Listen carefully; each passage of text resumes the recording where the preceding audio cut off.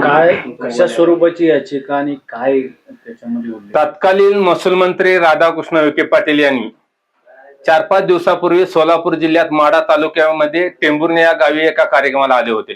त्या ठिकाणी बेजबाबदार महसूल मंत्र्यांनी अक्षरशः त्यांनी असं सांगितलं त्यांच्या भाषणात, त्यांनी गुन्हा कबूल केला.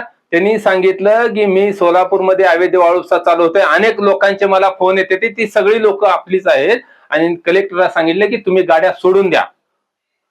महसूल मंत्री असताना त्यांनी आदेश दिला कलेक्टरला, बेकायदेशीररित्या मंत्रिमंडळाचा वापर करून त्यांनी कलेक्टरला बेकायदेशीर आदेश दिला आणि त्याच्यामुळे सोलापूर जिल्ह्यातील हजारो लाखो बराच अवैध वाळू उपसा झाली. महाराष्ट्र शासनाचं करोड रुपयाचं नुकसान झालं. ती भाष्य बोलल्यानंतर 2-3 दिवसामध्येच त्या भागातल्या माढा तालुक्याचे प्रांत अधिकारी यांच्यावरती वाळू माफियाने प्राणघातक हल्ला केला, अंगावर गाडी घालण्याचा प्रयत्न केला. त्यांना अश्लील भाषेत, एक महिला आहे अधिकारी, त्यांना अश्लील भाषेत शिवी देण्याचं काम केले. याला फक्त जबाबदार राधाकृष्ण विखे पाटील आहे. म्हणजे त्यावेळेस राधाकृष्ण विखे पाटलांनी या वाळू माफीची पाठराखण केली, त्यांना मदत केली, म्हणून त्यांच्यावर हल्ला झाला. आणि अशा बेजबाबदार मंत्र्यांची ताबडतोब मंत्रिमंडळातून हकालपट्टी करण्यात यावी आणि त्यांच्यावर फौजदारी गुन्हा दाखल करून त्यांना जेलमध्ये घालावं, ही जनहित याचिका आपण मुंबई उच्च न्यायालयात दाखल केलेली आहे. काय सरकार सत्तेचा गैरवापर करताना दिसते?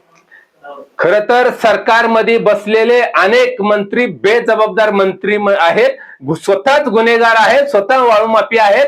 तुम्ही विचार करा, महसूल मंत्री असताना असा बेजबाबदार डोक्यात भुस्या भरल्यासारखा मंत्री जर वागत असेल तर महाराष्ट्रावर नांगर फिरवला असेल, महाराष्ट्राचं किती वाटोळ केलं असेल. अहो, सोलापूर जिल्ह्यातला विषय नाही, ती ह्या मंत्र्याची चौकशी करून महाराष्ट्रात कुठल्या कुठल्या जिल्हा अधिकाऱ्याला, कोणत्या कोणत्या विभागातल्या अधिकाऱ्यांना यांनी असे बेजबाबदारपणे बेकायदेशीर आदेश दिले आणि किती 2 नंबर करण्यास पाठीशी घातले आणि मदत केली, ही जी चौकशी होऊन त्याच्यावर तात्काळ गुन्हा दाखल झाला पाहिजे.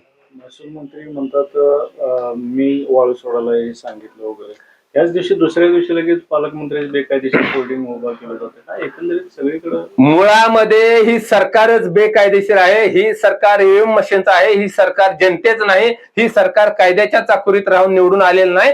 जनमताच्या मतावरती ही सरकार निवडून आलेलं नाही. त्याच्यामुळे ही गुन्हेगारी प्रवृत्ती सरकार ही गुन्हेगारीच करत राहणार. या सरकारला या सरकारकडून महाराष्ट्राला धोका आहे. महाराष्ट्राच्या जनतेवर नांगर फिरवण्याचं काम चालू आहे. महाराष्ट्राचा महसूल लुटण्यासाठी हे काम चाललेलं आहे.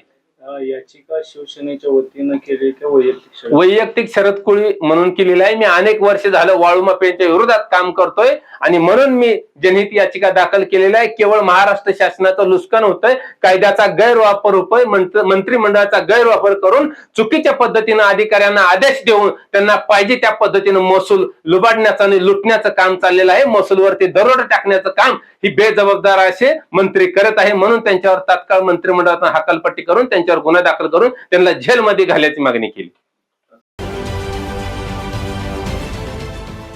देश विदेशातील प्रत्येक घडामोडींचे लाईव्ह अपडेट मिळवण्यासाठी आता साम टीव्हीच्या सर्व सोशल मीडिया प्लॅटफॉर्मला लाईक, फॉलो आणि सबस्क्राईब करा.